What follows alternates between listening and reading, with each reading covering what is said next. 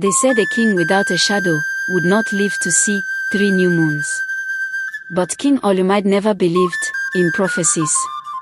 Until the morning he woke up, looked at the ground, and nothing was there. The palace erupted. Servants dropped their trays. Warriors whispered.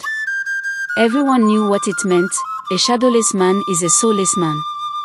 But the king stood tall, pretending not to fear, the truth tightening around his chest. That night, the royal seer was summoned.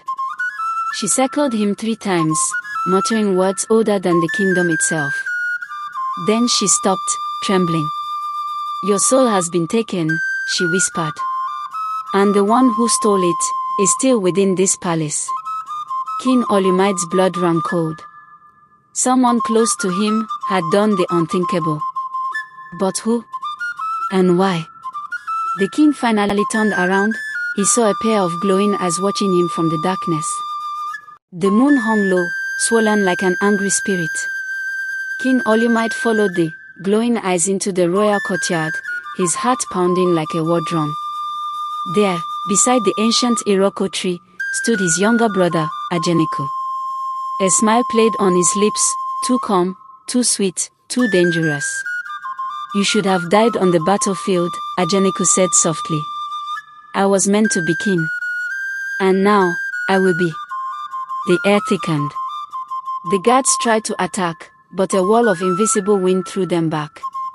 Ajeniko wasn't alone.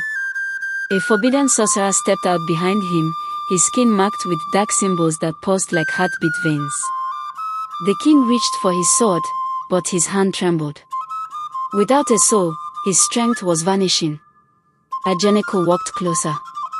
Your shadow will remain with me, he whispered, until your throne becomes mine. The sorcerer raised a black calabash, swirling with stolen life. And inside it, flickered the king's shadow. Just as the calabash began to crack open, a deep voice thundered, enough. The courtyard shook. Drums echoed from nowhere. A whirlwind of dust rose, forming the glowing silhouettes of the ancient kings, the guardians of the throne. Their leader, King Oroma the Fearless, stepped forward. Olumide, he said, your bloodline carries our fire. Do not fall tonight. Lightning struck the ground between the brothers.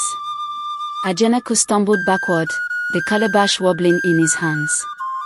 The sorcerer hissed and tried to shield him, but the ancestors pushed him aside like smoke. King Oroma lifted his staff. Your throne is not taken by betrayal. It is protected by destiny. The calabash shattered. A dark mist shot upward, swirling violently before plunging back into King Olumide's feet. His shadow spread across the ground like a living thing returning home. Ajeniko screamed. The earth split around him as the ancestors dragged him toward the underworld, his ambition echoing into silence. King Olumide fell to his knees, breath shaking. The ancestors began to fade. But before they vanished completely, King Oroma turned back and said, your shadow is restored, Olumide, but the true enemy is still coming.